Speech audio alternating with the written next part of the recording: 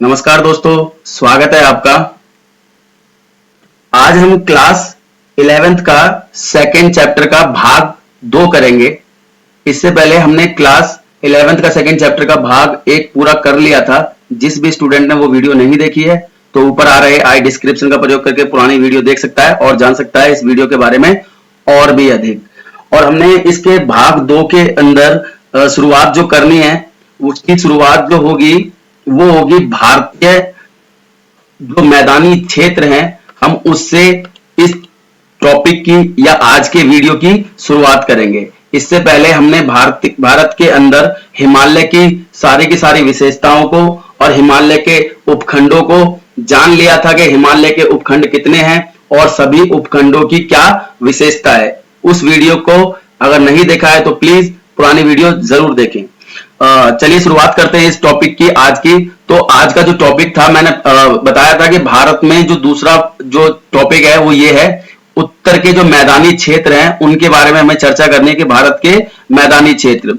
तो मैं आपको बता दूं कि जो भारत के मैदानी क्षेत्र हैं, विशेषकर जितना भी हमारा मैदानी क्षेत्र है उसको निर्मित करने में भारत की 3 नदियों का बहुत महत्वपूर्ण योगदान रहा है। करोड़ों वर्षों के दौरान, लाखों वर्षों के दौरान इन नदियों ने हमारे उत्तर भारत के मैदानी क्षेत्रों को निर्मित किया है और इन नदियों का नाम है सिंधु, गंगा और ब्रह्मपुत्र नदियां। ये नदियां लाखों सालों से अवसादों को बहाकर ला करके भारत के मैदानी क्षेत्रों में जमा रही हैं और इसके कारण से भारत का उत्तर का मैदान निर्मित हुआ है। तो भारत के उत्तर के मैदानों को निर्मित करने में जो है भारत की 3 महत्वपूर्ण नदियां, इनका महत्वपूर्ण योगदान है। एक तो ये बताना। इसके बाद इस मैदानों की जो चौड़ाई है बच्चों, तो मैं बता दूं कि भारत के जो उत्तर के मैदान है इसकी जो चौड़ाई है वो पश्चिम से लेकर पूरब तक या फिर पूरब से पश्चिम तक लगभग 3200 किलोमीटर तक ये लंबा है, फैला हुआ है। इसकी जो चौड़ाई की बात करें हम तो इसकी जो चौड़ाई है वो 150 से लेकर के 300 किलोमीटर तक की इसकी चौड़ाई है। और हम इसकी गहराई की बात करें कि इसकी मिट्टी की जो मोटाई है या परत है, चादर है, वो 1 किलोमीटर से लेकर 2 किलोमीटर तक इसकी मोटी परत है।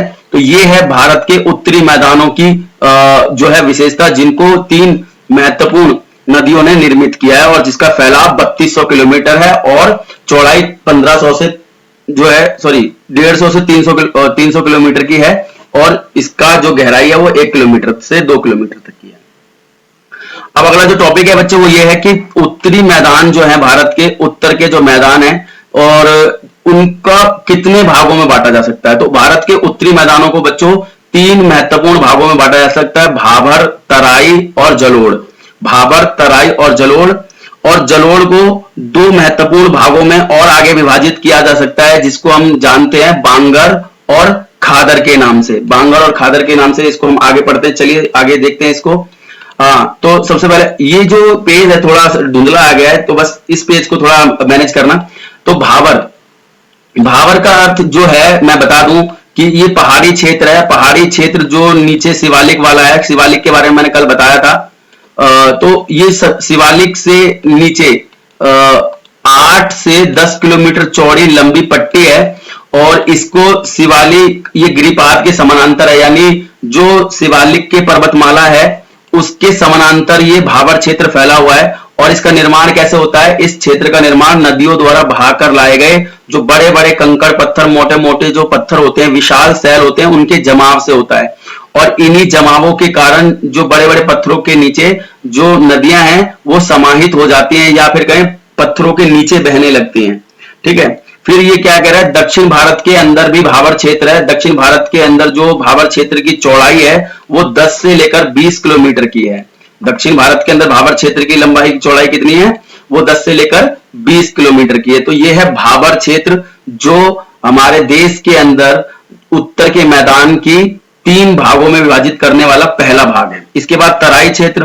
तो तराई क्षेत्र वह क्षेत्र होते हैं जहां पर भाबर क्षेत्र में जो नदियां विलुप्त हो जाती हैं बड़े बड़े पत्थरों के नीचे, तो तराई क्षेत्र में वह निकल करके पुनः वापस मैदानी क्षेत्रों में आ जाती हैं और इसके परिणाम स्वरूप क्या होता है, ये नदियां तथा इन नदियों के पास अपनी खुद की वाहिकाएं नहीं होती। परिणाम स्वरूप यह इलाका बहुत अनोखा बन जाता है और साथ में ये जो नदियां हैं, मिट्टी जो बहा करके लेकर के आती हैं, उसके कारण इस मिट्टी के परिणाम स्वरूप तराई क्षेत्र बहुत ज्यादा उपजाऊ होता है।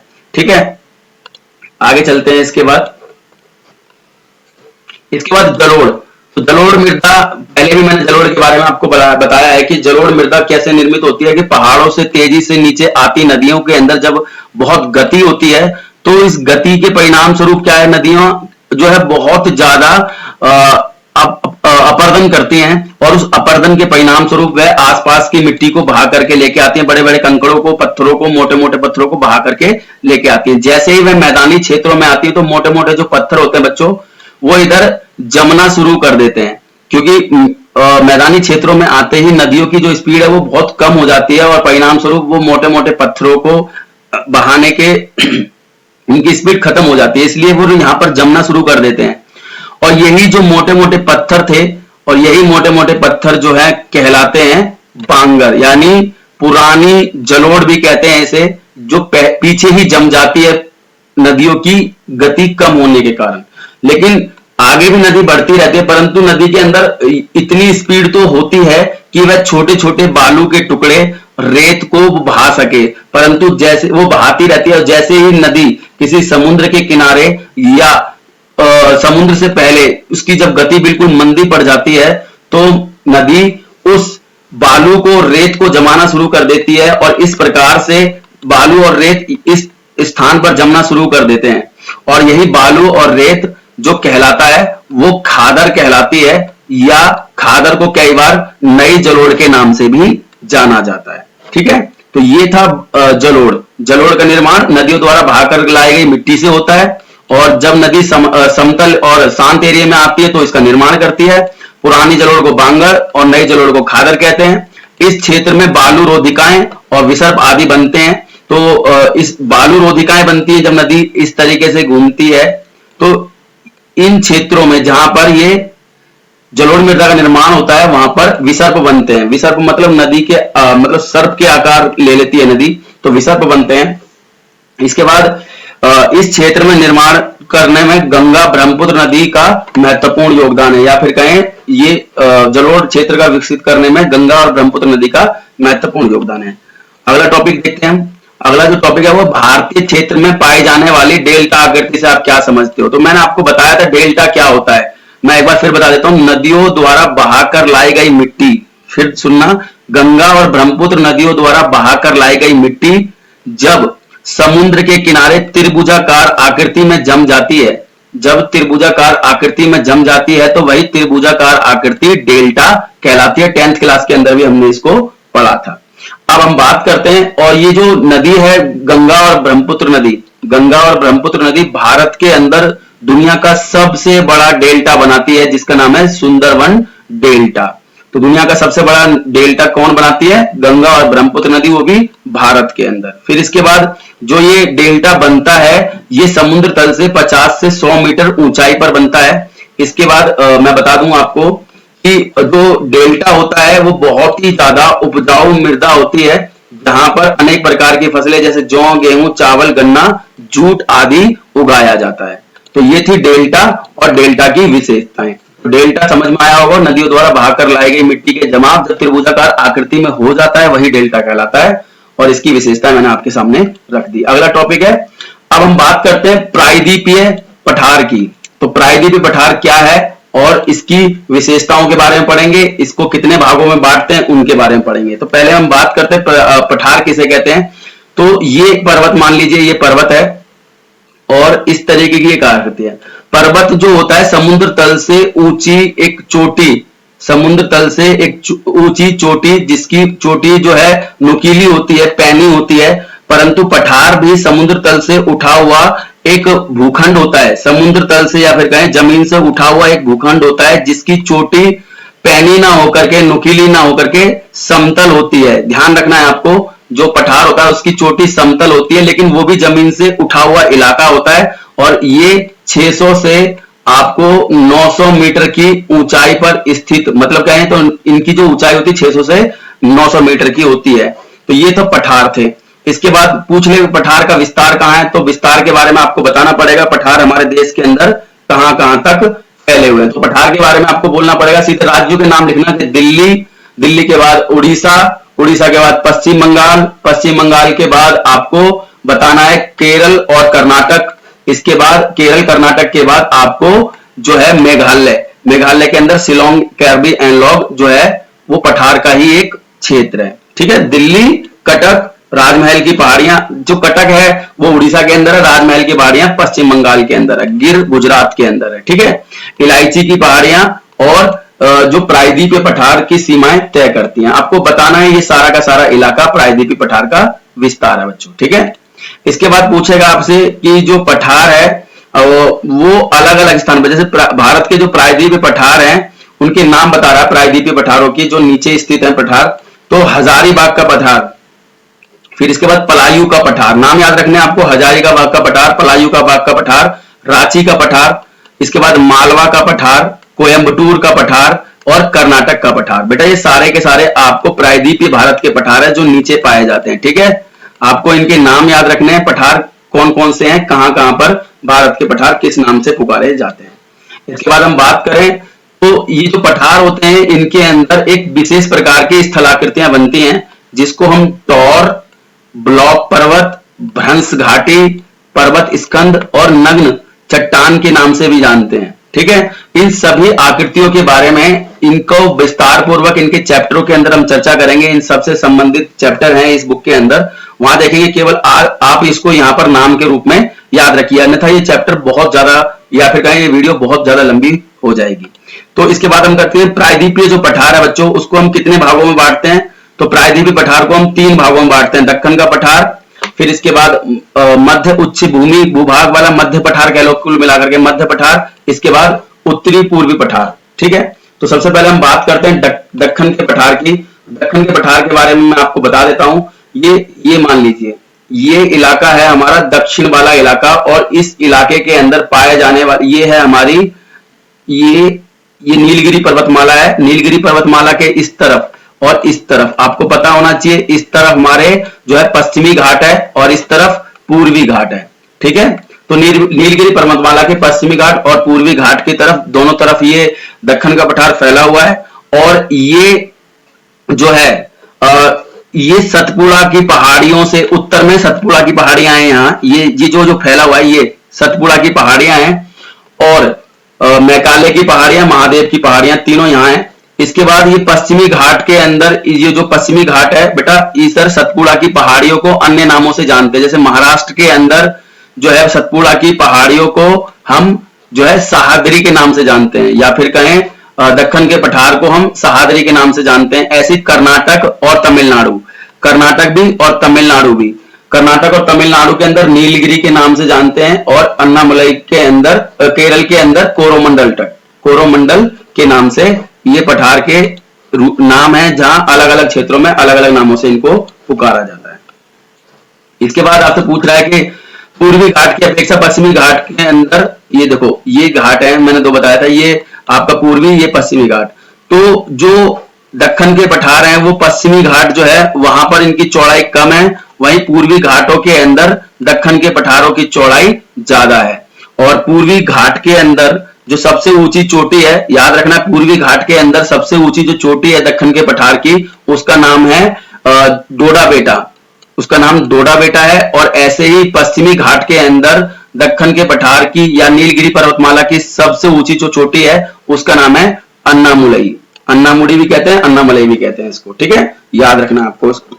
इसके बाद पूर्व तथा पश्चिमी भाग को मिलाने वाला, आपको पता होना चाहिए, पूर्वी तथा पश्चिमी घाट को मिलाने वाली जो रेखा है वो है कौन सी, वो है नीलगिरी पर्वतमाला, या फिर नीलगिरी की पहाड़ियां हैं जो पूर्वी घाट को और पश्चिमी घाट को डिवाइड करती हैं। इसके बाद अगला टॉपिक, अगला है मध्य पठार कह सकते हैं, या फिर उच्च भूमि तो होती है पठार, या इसको आप कहिए मध्य पठार। ठीक है, मध्य पठार जो है दिल्ली में अरावली पर्वतमाला से होकर जो है दक्षिण में सतपुड़ा की पर्वत श्रेणियों तक इसका फैलाव है। और जो सतपुड़ा ये मध्य पठार है इसकी जो ऊंचाई है वो 600 से 900 मीटर की होती है। साथ में ये प्रायद्वीपीय पठार जैसलमेर तक फैला हुआ है। ठीक है, जैसलमेर तक फैला हुआ है हमारा मध्य पठार, दिल्ली, गुजरात, महाराष्ट्र और इसका आपका राजस्थान, इसके बारे में आपको बताना पड़ेगा, इसका फैलाव यहां तक है, ठीक है। ये है आपका मध्य पठार। इसके बाद हम बात करते हैं आपके उत्तर पूर्व पठार की। अब उत्तर पूर्व पठार के बारे में हम बात करें तो जैसे मैंने बताया आपको कि हमने अभी सारा का सारा दक्कन का पठार पढ़ लिया, और इधर दिल्ली के इधर या राजस्थान, गुजरात, मध्य प्रदेश के इस तरफ ये आपका उत्तर या उत्तर पूर्वी उत्तर पश्चिमी पठार है। अब इसकी बारी है उत्तर पूर्व की पठार के बारे में पढ़ेंगे हम। तो उत्तर पूर्वी पठार के बारे में क्या कह रहा है, ये पठार जो है आपको बताना है कि इस पठार का जो निर्माण हुआ है बेटा, वो इंडियन प्लेट के खिसकने की वजह से जो पठार था वो भ्रंश घाटियों में बदल गया और अलग हो गया उससे। और परंतु जो नदियां थी, नदियों द्वारा बहाकर लाई गई जो मृदा थी, उसके द्वारा सारे के सारे क्षेत्र को पाट दिया गया और एक तरीके से बिल्कुल बराबर कर दिया गया।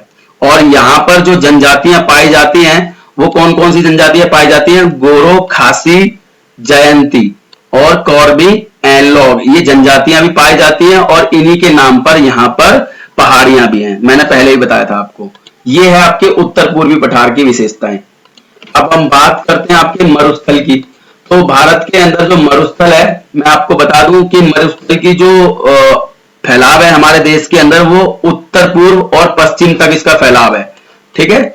इसके बाद हम मरुस्थल किसे कहते हैं, जहां पर 150 मिलीमीटर से वर्षा कम हो और साथ में वहां पर जो है शुष्क जलवायु पाई जाती हो, वनस्पति ना हो वहां पर। देखिए आप समझना, यहाँ पर मरुस्थल का अर्थ कतई भी जो है रेत वाली भूमि नहीं होता। मरुस्थल का अर्थ होता है एक ऐसी भूमि जहां पर वर्षा 150 मिलीमीटर से कम होती हो और साथ में वहां पर किसी भी प्रकार का ना तो कोई जीव और ना कोई वनस्पति पाई जाती हो, उसको हम मरुस्थल कहते हैं। इसीलिए आपने ठंडे मरुस्थल नाम की भी कोई चीज सुनी होगी। वहां पर रेत नहीं होता लेकिन फिर भी मरुस्थल होता है। क्यों? क्योंकि वहां पर जीव जंतु या वनस्पति नहीं पाई जाती है।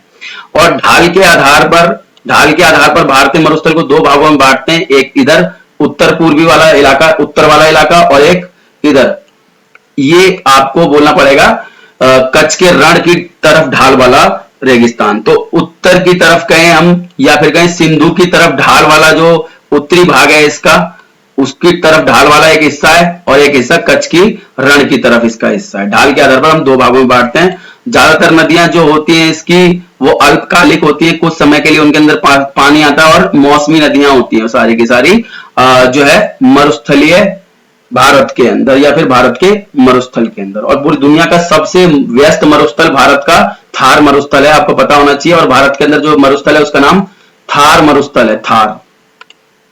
अगला जो टॉपिक है वो है भारत में जो भारतीय मैदान, तटीय मैदान की बात करनी है। भारतीय तटीय मैदान की विशेषता बताइए। देखिए मैदान तो दो एक तो नदियों के द्वारा बहाकर लाई गई मिट्टी के जमाव से होता है, कई बार समुद्र के द्वारा बहाकर लाई गई मिट्टी से भी जो है मैदानों का निर्माण होता है। इस प्रकार से आपने देखा होगा, ये मान लीजिए आपका दक्षिण भारत वाला इलाका पठारीय भाग कह लो हमारे देश का, या फिर प्रायद्वीपीय भारत कह लो, और ये है आपका नीलगिरी पर्वतमाला। तो आपने देखा होगा कि जब समुद्र बार बार लहरें आती हैं तो समुद्र के साथ में रेत भी आता है, और समुद्र के किनारे जो होते हैं वहां पर रेत ही रेत होता है और मैदानी क्षेत्र बन जाता है वहां पर। और इस प्रकार से हम जो है समुद्र के अंदर या फिर कहीं भारत का जो तटीय मैदान है, तटीय मैदान, उनको दो भागों में बांट लेते हैं इसी नीलगिरी पर्वतमाला के कारण। ये वाला हिस्सा और ये वाला हिस्सा, ये वाला हिस्सा कहलाता है आपका ये पूर्वी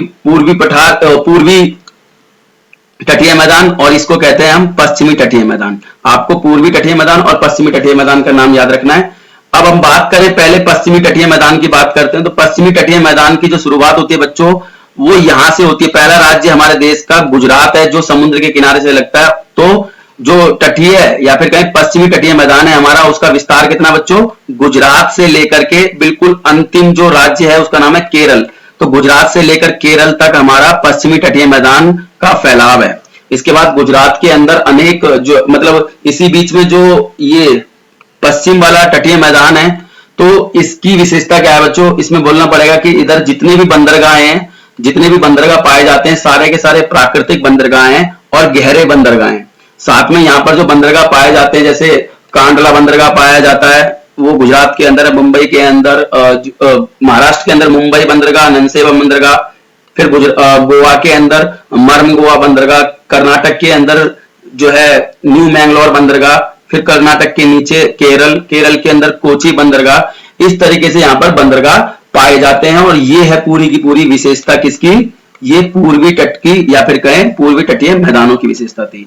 इसी प्रकार हम पश्चिमी तटीय मैदानों की विशेषता के बारे में बात करते हैं। तो पश्चिमी तटीय मैदान जो है उसके बारे में बता दूं तो यहाँ पर जितने भी जो बंदरगाह हैं बेटा, वो क्या कहते हैं, सारे के सारे प्राकृतिक बंदरगाह नहीं है, उनको निर्मित किया गया है। और साथ में यहाँ पर जितने भी बंदरगाह हैं उन सब की जो गहराई है वो बहुत कम है। उथले बंदरगाह पाए जाते हैं हमारे पूर्वी घाट के अंदर, क्योंकि यहाँ पर जो नदियां हैं हमारे देश की ज्यादातर वो नदियां जो है पश्चिम से पूरब की ओर बहती हैं और नदियां पानी के अंदर जो है अपना अवसाद छोड़ देती हैं, जिसके कारण से इस इलाके की जो है गहराई कम हो जाती है। और इसी प्रकार इसीलिए जो हमारे पश्चिमी घाट की तुलना में पूर्वी घाट है वो कम गहरे हैं और यहाँ पर पानी के जहाज भी कम आते हैं।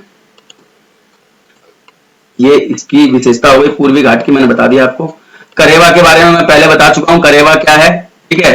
और कुछ क्वेश्चन मैंने आपकी ये सपोर्ट मटेरियल से लिए हैं, अगर आपको ये एक तरीके से रिवीजन भी हो जाएगी। और कुछ क्वेश्चन ऐसे हैं जो नए हैं उनको हम देख लेते हैं। करेवा मैंने बताया था आपको, करेवा क्या होते हैं कि जो पहाड़ी इलाके होते हैं बेटा, वहां से जो बर्फ का पानी होता है जिसको हम हिमोड भी कहते हैं, वो जब पिघल करके आता है तो वो ऊपर से अवसादों को लेकर के आता है और 150 से मतलब 1000 से 15,000 मीटर, 1000 से 1500 मीटर की ऊंचाई पर वह जमाव शुरू कर देते हैं। इसी को ही हम करेवा कहते हैं।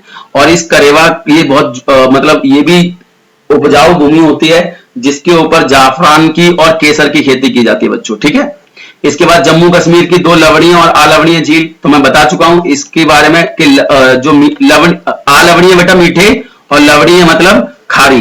तो मीठे पानी की झील डल झील, बूलर झील। इसके बाद खारे पानी की पंगांगसो और सोमुरुरी।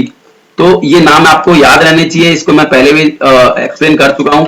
इसके बाद जो है जम्मू कश्मीर की राजधानी किस नदी के किनारे बसी हुई है, जम्मू कश्मीर की जो राजधानी श्रीनगर वो बसी हुई है आपकी झेलम नदी के किनारे। फिर इसके बाद फूलों की जो घाटी है वो किस क्षेत्र में है, तो फूलों की घाटी उत्तराखंड के भ्रत हिमालय का भाग है, यानी सबसे ऊंचे वाले हिमालय में पाई जाती है फूलों की घाटी हमारे देश के अंदर, उत्तराखंड राज्य के अंदर। इसके बाद दूवर स्थलाकृति कहां पाई जाती है, तो दूवर स्थलाकृति दार्जिलिंग और सिक्किम के इलाके में पाई जाती है बेटा, दार्जिलिंग और सिक्किम में। और यहाँ पर चाय की खेती की जाती है, चाय की खेती के लिए मशहूर है ये।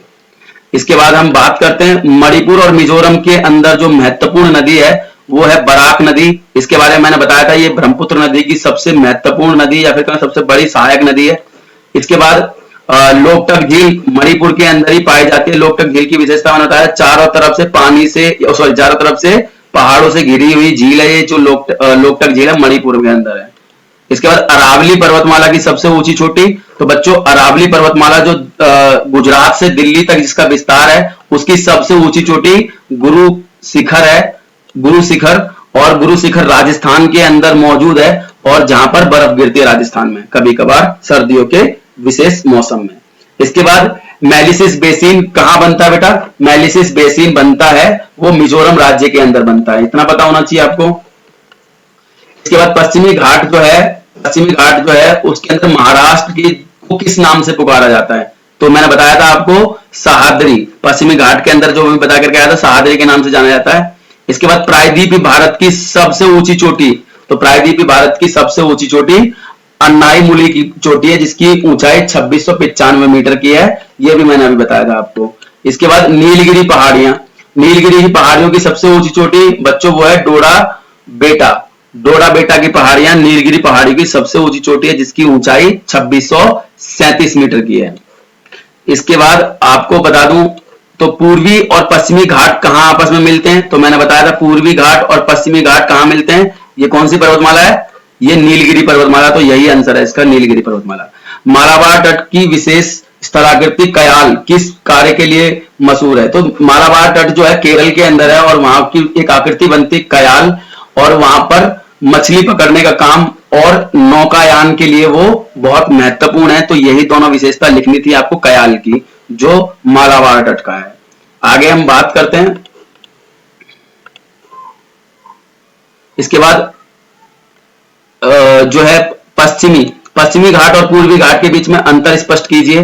तो पश्चिमी घाट और पूर्वी घाट के बारे में मैं शुरुआत की पहली वीडियो में बता चुका हूं, फिर भी एक बार इसमें एक्सप्लेन कर देता हूं। तो पश्चिमी घाट जो है बेटा, वो पश्चिमी घाट हमारा वो पश्चिम मतलब गुजरात से लेकर, पश्चिमी घाट गुजरात से लेकर हमारा कन्याकुमारी तक है, केरल के अंदर, ठीक है। और इसके पास में जो सागर है वो अरब सागर है। इसके बाद पूर्वी घाट हमारा दक्कन के पठार की पूर्वी सीमा कहां से कहां तक है, महानदी घाटी से लेकर नीलगिरी तक फैली हुई है। यानी महानदी जो है वहां से लेकर पश्चिम बंगाल के आसपास, पश्चिम बंगाल के अंदर महानदी, वहां से लेकर के आपको बताना है कि ये कहां तक है। ये फैला हुआ है बिल्कुल तमिलनाडु के नीचे तक। इसके बाद हम बात करें दूसरी विशेषता, महाराष्ट्र और गोवा में इसको सहादरी के नाम से मशहूर है ये, और कर्नाटक और तमिलनाडु में इसमें नीलगिरी की पहाड़ियां या फिर नीलगिरी के नाम से पुकारा जाता है। जबकि हम बात करें पूर्वी घाट, तो पूर्वी घाट जो है जैविक मतलब जवादी पहाड़ियां, बालाकोट श्रेणी, नालामल्ला और महेंद्रगिरी पहाड़ियों के नाम से मशहूर है। जिस प्रकार से इधर पहाड़ियों के नाम है, ऐसे ही हमारे पूर्वी तट के पहाड़ियों के भी नाम है। आगे हम बात करते हैं तो इधर के प्रमुख दर्रे, ये है थाल घाट, भोर घाट, पाल घाट। यानी पूर्वी घाट के जो प्रमुख दर्रे हैं वो थाल घाट, भोर घाट, पाल घाट। इसके बाद इसी प्रकार यहां लगाता नहीं है क्यों कोई बड़ी नदी ने इन्हें काटकर अपने मार्ग बनाए हो। मतलब यहां पर किसी बड़ी नदी ने किसी भी मार्ग को नहीं बनाया है। जबकि पूर्वी घाट के अंदर जो है मार्ग काट काट करके, जिन्हें हम दर्रे कहते हैं, दर्रों का निर्माण किया है। यहाँ की औसत ऊंचाई 1500 मीटर तक है पहाड़ों की, यहीं पर औसत ऊंचाई इनकी 600 मीटर तक है। सबसे ऊंची चोटी अन्नामुलई और सबसे ऊंची चोटी मैंने बताया था नीलगिरी की, यहाँ पर डोडा बेटा है। आपको बताया था ना, अभी भी बताया था, वो इसकी लिख सकते हो आप इसमें। अगला जो टॉपिक है और इस वीडियो का लास्ट टॉपिक, तो वो ये है कि प्रायद्वीपीय पठार तथा हिमालय पठार के बीच में अंतर कीजिए। तो प्रायद्वीपीय पठार बच्चों क्या होता है कि मैंने बताया था, प्रायद्वीपीय पठार जो शुरुआत का ही क्वेश्चन है, बिल्कुल शुरुआत में ही एक्सप्लेन किया था। तो मैंने बताया था कि इसकी जो चट्टानें हैं वो कठोर होती हैं और आग्नेय शैलों से बनी हुई होती हैं, जबकि हिमालय की जो चट्टानें हैं वो अवसादी होती हैं और निर्मित होती है, नवीन होती हैं और मुलायम होती हैं, आसानी से टूटने वाली होती हैं। इसका निर्माण एक उत्खंड के रूप में हुआ है, लेकिन जो है हिमालय पर्वत का निर्माण बेटा पृथ्वी के अंदर की जो हलचलें हैं उनके कारण हुआ है। और इसके क्षेत्र मतलब कहा जाता है कि जो प्रायद्वीपीय पठार है वो पहले समुद्र के अंदर डूब गया था कुछ समय के लिए, लेकिन हिमालय पर्वतमाला जो है जहां पर आज स्थित है वहां पर पहले एक सागर हुआ करता था। उस सागर का नाम था टेथिस सागर। क्या नाम था? टेथिस सागर हुआ करता था। इस टेथिस सागर के बारे में और ज्यादा जानकारी मिलेगी आपको दूसरी वर्ल्ड वाली बुक के अंदर, ठीक है, या सिद्धांत भौतिक भूगोल के मूल सिद्धांत वाली जो बुक है उसके बारे में ज्यादा नॉलेज उसमें मिलेगी, इस चीज के बारे में नॉलेज। इसके बाद हम बात करें तो ये यहाँ की जो अवशिष्ट पर्वत पाए जाते हैं और यहाँ के जो पर्वत हैं हिमालय के वो कमजोर और लचीले होते हैं। यहाँ की नदियां उथली होती हैं, मंद ढाल वाली होती हैं, जबकि हिमालय की नदियां तीव्र ढाल वाली होती हैं, बड़ी नदियां होती हैं, सदाबहार नदियां होती हैं। तो बच्चों ये था आज का वीडियो। अब ये चैप्टर पूरा हो चुका है। आशा करता हूं आपको समझ में आया होगा। अगर समझ में आया तो लाइक सब्सक्राइब जरूर करें। और आज के लिए इस वीडियो में इतना ही। अब हम नई वीडियो में नए चैप्टर के साथ मिलेंगे। तब तक के लिए बहुत बहुत धन्यवाद। आशा करता हूं आपका दिन शुभ रहे। धन्यवाद।